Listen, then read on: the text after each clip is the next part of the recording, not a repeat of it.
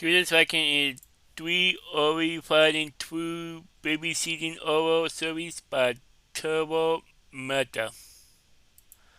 Like, the link to the video will be the description below. Go and check them out. So let's get into this fucking 3, 2, 1.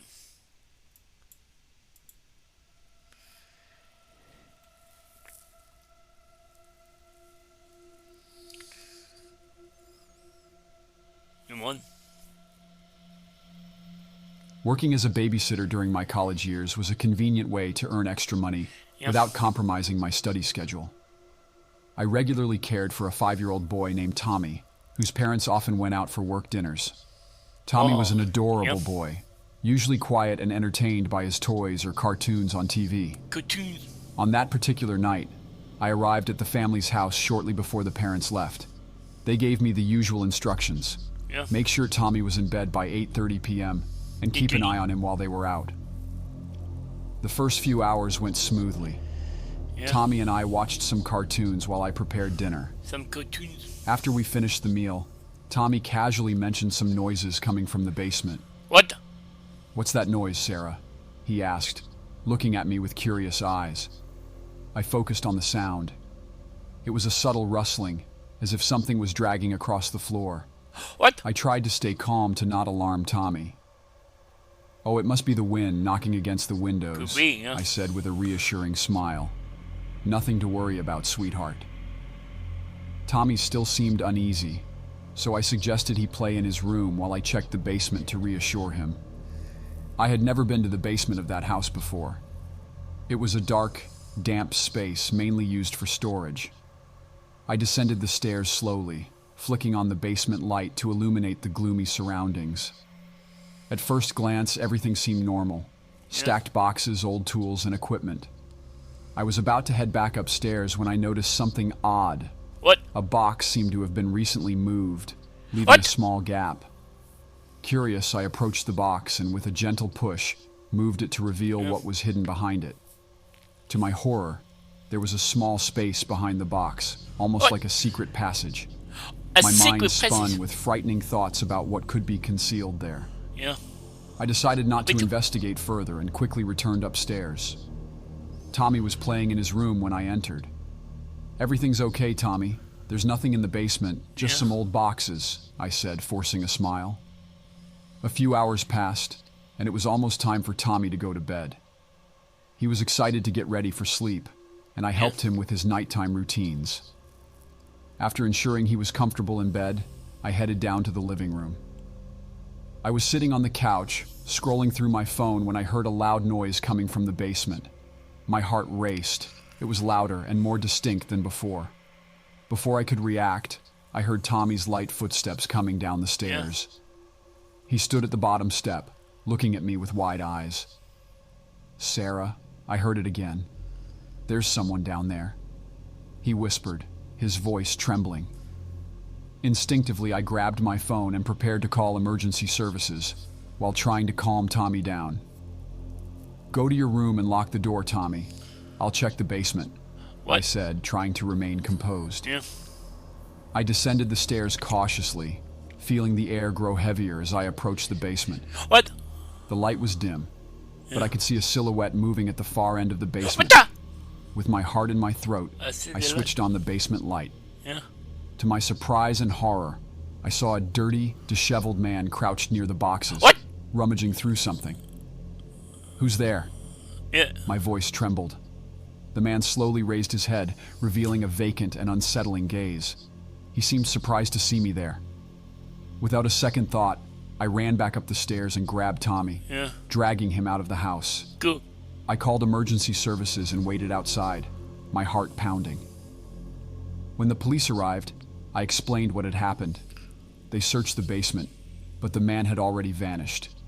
Tommy's parents came home, shocked by the situation. We decided it was best for everyone's safety to spend the night elsewhere. In the following days, I was shaken and paranoid. We never found out who the man was or what he wanted. And the haunting idea that he might be in someone else's basement at this very moment. I wonder what the man wants. I wonder. I wonder what the man wants.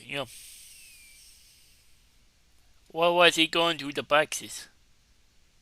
That's a little creepy.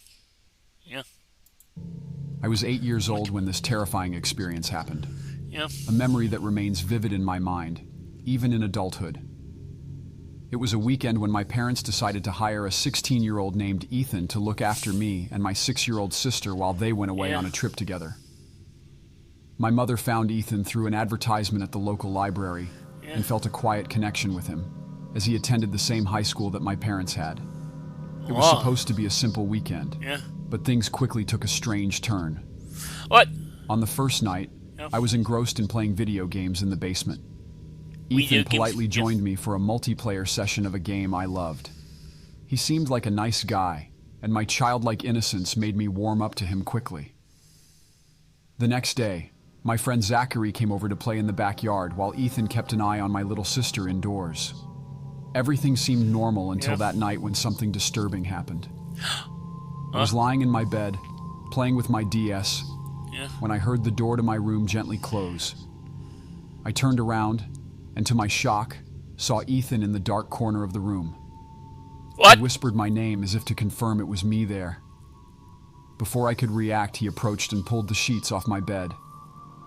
"It's me, Ethan," he whispered, as if trying to justify himself. A shiver of fear What? ran down my spine. Yeah.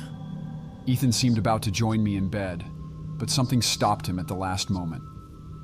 Heart pounding, I got out of bed and ran Yeah. to my little sister's room, where I wrapped myself in a blanket on the floor, trying to process what had just happened. The next day, Ethan seemed to avoid contact with me. He stayed silent all day Yeah. while I played with my little sister, aware that something was wrong. That night was the first time I had trouble sleeping, afraid that Really? Ethan might return. What? I heard the door Yeah. creak again in the darkness, but this time I stayed quiet, pretending to be asleep. When I finally mustered the courage to look, Ethan was no longer there. However, my suspicion that something was terribly wrong intensified when the next day I saw him approaching my little sister's room in the dark. I yelled at him to leave, feeling my heart race in my chest. Yeah. "I'm just checking on her," he murmured before disappearing. I knew I couldn't stay there anymore. I locked the door and spent the night awake, harboring a growing fear within me. The next morning, I heard my parents Are we too? arrive. I pretended everything was normal, but I knew I needed to tell them what had happened. Yeah. They noticed my strange behavior and asked why I had slept in my little sister's room. I didn't have the courage to tell them the whole truth at that moment. Yeah. Keeping this secret weighed heavily on my conscience, but shame and fear silenced me. The following days were a silent torment, with Wow, Ethan's yeah. presence looming over me like a sinister shadow. My little sister was my priority, and I protected her as best as I could. Years passed since that frightening experience. As I grew older, I wondered if Ethan could have done the same thing to other children. Yeah. The weight of silence was a burden I carried alone. However, the memory of that dark night never left me. I lived with the remorse of not revealing the truth, with the fear that Ethan might have harmed other children. It was a Wow. burden I could no longer Yeah. bear. I decided to confront my fears and tell my parents the truth, years later. The shock and sadness in their eyes were palpable, but there was also gratitude for finally sharing what had tormented me for so long. Yeah. Ethan's story was reported to the authorities, although I'll never know if he was held accountable for his actions. What I do know is that by sharing my story, I felt a weight being lifted off my shoulders. Good. Now, as an adult, I've learned the importance of speaking about our darkest experiences, Yeah. of facing fear, and protecting those we love. Yeah. The night Ethan entered my room was a turning point in my life, a constant reminder of the need to be brave in the face of the unknown. Yeah. Yeah. Yeah, that was. Yeah. I wonder what Ethan was doing in his room. Yeah, I wonder. I wonder what he wanted. And then why was he in his the little baby's sister's room? That's a little real. Yeah. Wow. Number When I two. was 19, I started working as a Yeah. babysitter for a family living in an old house on the outskirts of town. The parents, Mark and Sarah, had Yeah. 3 children: 4-year-old Emily, 6-year-old Jack, and 8-year-old Hannah. It was a large house with a spacious garden surrounded by leafy trees. My nights as a babysitter were usually quiet. The parents occasionally went out for dinner or events, and I would look after the children for a few hours. However, one particular night changed everything. It was a Yeah. cold autumn night, with the wind howling outside. After putting Emily and Jack to bed, I was in the living room with Hannah, who was watching cartoons before bedtime. Yeah. It was around 9:30 p.m. when we heard a strange noise coming from upstairs. What? A dragging, muffled sound, as if something was moving through the house. What? Hannah looked at me wide-eyed. "What was that?" she whispered. Yeah, I what? tried Wait, to reassure her, saying it was probably just the wind banging against the windows. could be, yeah. But something inside me was also uneasy. I decided to check on the children's rooms again to make sure they were safe. As we climbed the stairs, the sound seemed louder. Hannah held my hand tightly as we walked down the Yeah. dark hallway toward the children's rooms. That's when we heard a creak coming from one of the rooms. Cautiously, I pushed open Emily and Jack's door. It was dark inside, with only the dim light of the night lamp. Everything seemed normal, but my heart was racing. I continued to Hannah's room and opened the door. To my surprise, I saw one of the windows slightly open, with What? the curtain swaying in the wind. The cold breeze filled the room. Hannah looked pale and frightened. I closed the window and hugged her, trying to calm her down. As I tried to soothe Hannah, we heard another noise, this time coming from the living room. I left Hannah in her room and crept downstairs, preparing for whatever I might encounter. The living room was silent and dark when I entered. A shadow quickly passed by the window, making me What? jump. I ran to the window and looked outside, but Yeah. there was no one there. What the? I decided to call the parents, but my phone had no signal. I grew increasingly nervous, thinking about how Me to too. protect the children if something was wrong. Yeah. I decided to lock all the doors and windows. I went back upstairs and found Hannah huddled in bed. She was scared, asking what was happening. I lied to her, saying it was just the wind. Yeah, just a While minute. trying to calm Hannah, we heard a loud noise coming from the kitchen. I jumped out of bed What? and went to the door, ready to confront whatever was downstairs. Yeah. The kitchen was empty when I entered, What the? except for a faint draft coming from the window. My No, heart no. pounded in my chest when I realized the window was open. Before I could we react, I did- heard footsteps What? behind me. I turned around quickly, but there was no one there. What? The feeling No, of being no one watched intensified. I decided to go back to Hannah's room and lock the door. That's when I saw a shadow moving across the wall. What? I froze, unsure of what to do. Every 4 The shadow approached, revealing the figure of a tall, skinny man. He stood in What? the doorway, looking directly at me. What? I screamed, waking up the children.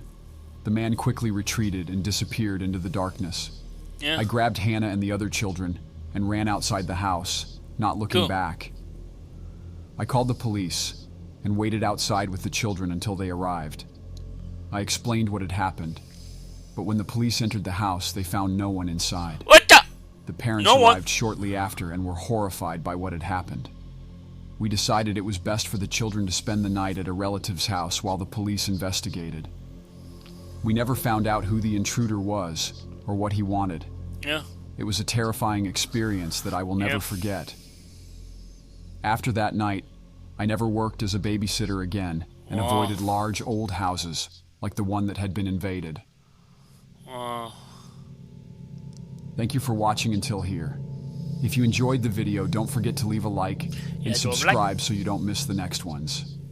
See you soon. Wow.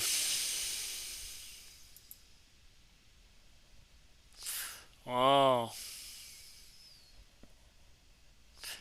No, what? Wow. I don't know what's, yeah. Wow. There was, 3 already fighting through babysitting auto service by Toro Mother. The link to the video will be in the description below. Go and check it. And what I like, if you like. comment down below if you want to see more reactions like this one, and subscribe if you're new, and click the bell to be notified when I upload. And what? Bye.